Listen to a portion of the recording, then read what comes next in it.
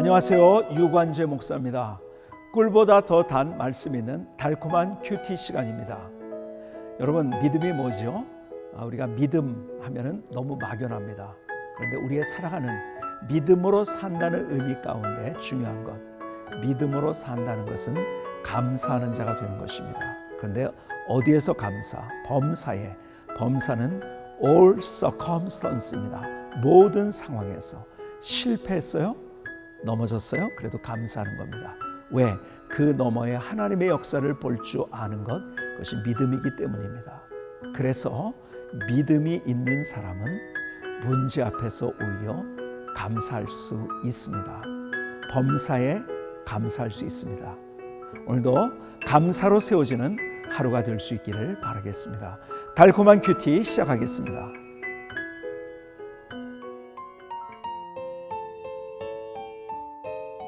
마침내 갈라디아서 6장 9절.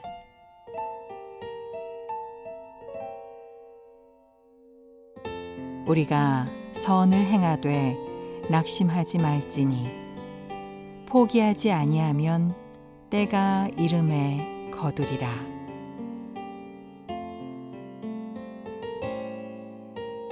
자, 오늘 본문은 가르침을 받는 자는 말씀을 가르치는 자와 모든 좋은 것을 함께 하라고 말씀합니다. 그리고 마지막 10절에서는 그러므로 우리는 기회 있는 대로 모든 이에게 착한 일 하되 더욱 믿음의 가정들에게 할지라고 말씀하십니다.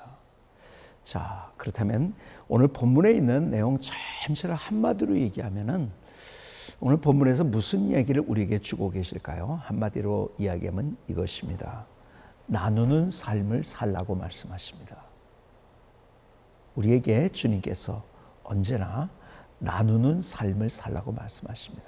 그래서 주님은 이런 말씀하셨어요. 그것을 사도 바울이 다시 그의 설교에 그는 인용을 했습니다. 뭐라고 하셨냐면 주는 것이 받는 것보다 복되도다고 말씀하셨습니다. 그런데 우리는 이렇게 생각합니다. 받는 것이 주는 것보다 복되다고 생각합니다. 아닙니다. 성경은 우리에게 분명하게 말씀하십니다. 세상의 원리와 다른 하나님의 원리. 그것은 세상은 내가 받으면 복이라고 생각합니다. 그런데 그것보다 더 큰 복이 있어요. 그것은 우리가 나누고 베푸는 것이 더 큰 복입니다. 여러분, 하나님께서는 우리를 사랑하셔서 그분의 모든 것들을 다 주셨어요. 가장 고귀한 목숨까지 주셨어요. 진짜 사랑은 나누는 것입니다. 진짜 우리의 삶, 멋지게 살아가는 복은 나눌 줄 아는 것입니다. 저는 세브란스 병원에 갈 때마다 자주 거기에서 기도를 합니다. 왜 그러냐면 세브란스란 사람 때문입니다. 우리나라 교회 초창기에 에비슨이라는 선교사, 여러분이 잘 아시죠? 제중원에서 의사로서 의료 선교사였습니다. 우리나라 의료는 너무 그 당시에 열악했죠. 그래서 미국에서 선교사 자격으로 많은 교회들을 다니면서 한국의 의료 실태가 이렇습니다. 그러면서 그것을 소개하고 도움을 요청했습니다.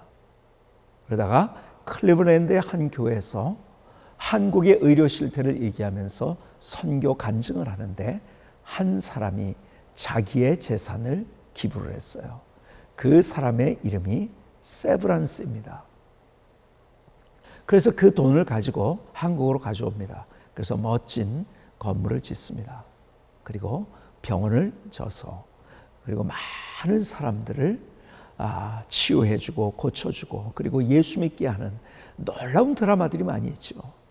자, 이렇게 병원을 잘 짓고 의료 활동을 하던 에비슨이 너무 고마운 거예요.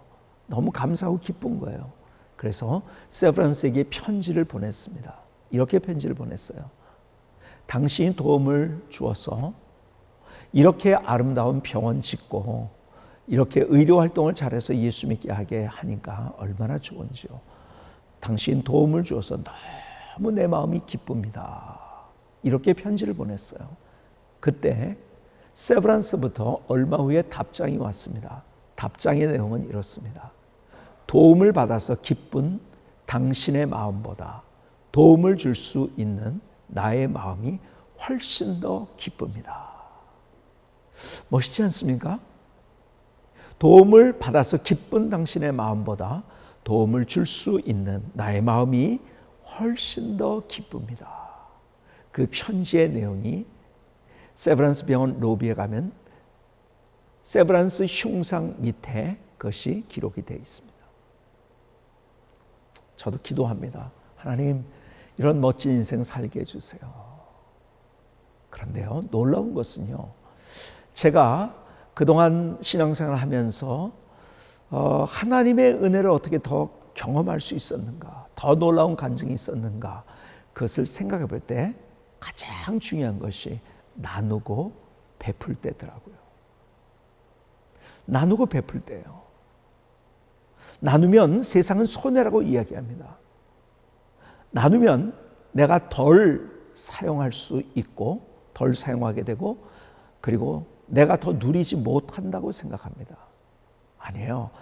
오히려 나누는 것이 누리는 것입니다. 갈라디아서 강해를 여러분에게 드리면서 이 갈라디아서 큐티를 하면서 큰 제목을 눌리지 말고 누리십시오라고 정했습니다. 자, 보세요. 소유에 숨차게 달려가는 사람은 언제나 눌립니다.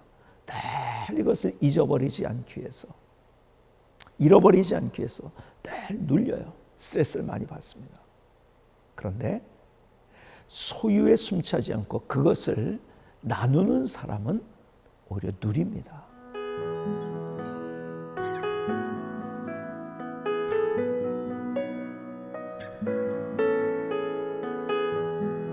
여러분, 소유하는 인생이 행복한 것이 아니고 누리는 인생이 행복합니다.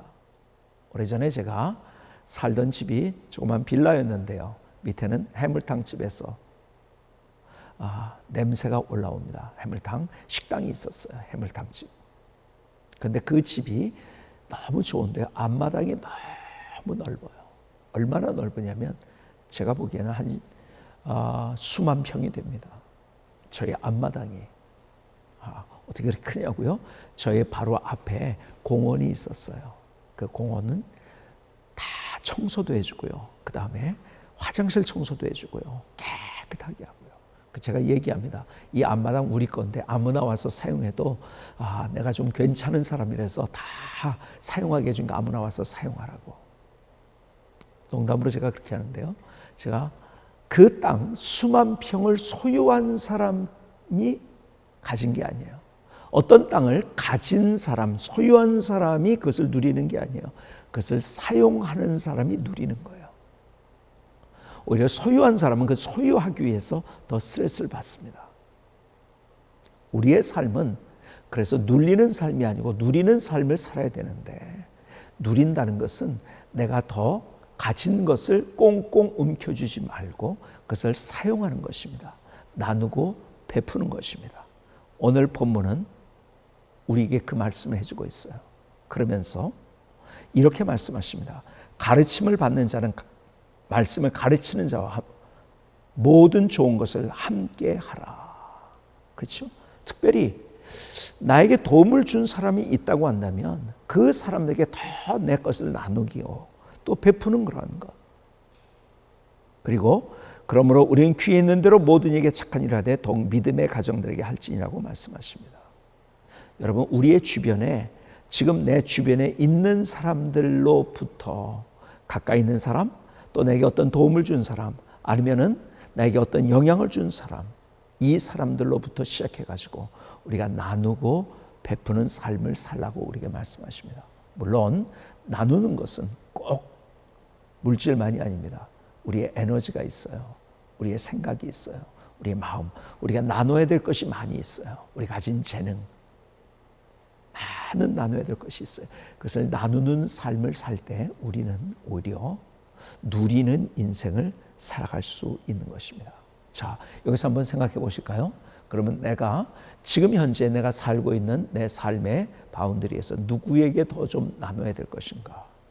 오늘 이 아침에 하나님께서 누구를 떠오르게 하는 사람이 있는지 모르겠어요. 오늘 그 사람에게 나누는 하루가 되어야 된다고 생각이 되어집니다. 우리는 또 이렇게 생각해요. 나는 맨날 나누는데 뭐 내게 온 결과가 무엇인가? 우리는 자꾸 결과부터 생각을 하려고 합니다. 아니에요. 우리는 과정을 누리는 자가 되어야 됩니다. 흔히 인생을 산에 올라가는 거라고 생각을 합니다. 그건 목표 지향적인 겁니다. 결과만을 생각하는 거예요. 오히려 오래전에 읽었던 책 가운데 사막을 건너는 6가지 방법이라는 책이 있는데요. 스티브 도나휴라는 사람이 쓴 책인데요. 이 사람이 거기서 이런 전제로 그 책을 썼어요. 인생은 산을 올라가는 것이 아니라 사막을 건너는 것이다. 너무 와닿더라고요. 우리는 너무 목표지향적이 아니에요. 우리는 과정이 중요합니다. 그 과정을 우리가 누리고 즐기는 거예요. 그러면 마침내 주님께서 우리에게 말씀하십니다. 9절에 우리가 선을 행하되 낙심하지 말지니 포기하지 아니면 때가 이름에 거두리라. 마침내 하나님께서 우리에게 하나님의 일을 또 더 멋지게 보여주실 것입니다. 과정을 즐기고 그랬더니 이야, 하나님이 가장 적절한 때 이렇게 하셨구나. 하나님께서 내게 주시는 또 놀라운 하나님의 역사를 경험하는 삶. 오늘 그런 인생을 살라고 우리에게 말씀하십니다.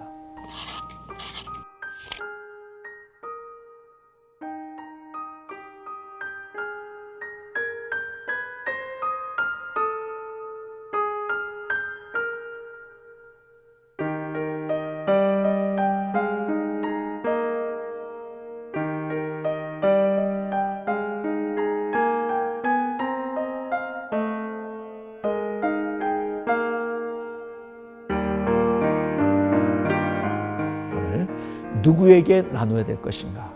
이 아침에 다시 한번 생각하며 주님의 은혜를 구하는 또 경험하는 삶이 될 수 있기를 바라겠습니다. 기도하시겠습니다. 사랑의 하나님,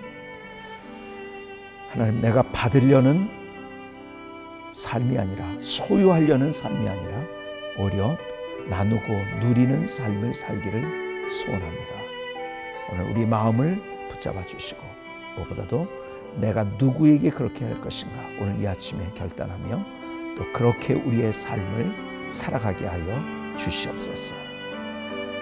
우리의 삶 과정을 즐기고 그리고 마침내 하나님께서 이렇게 이루셨습니다 하는 하나님의 역사를 또 경험하게 하여 주시옵소서. 예수님의 이름으로 기도하였습니다. 아멘.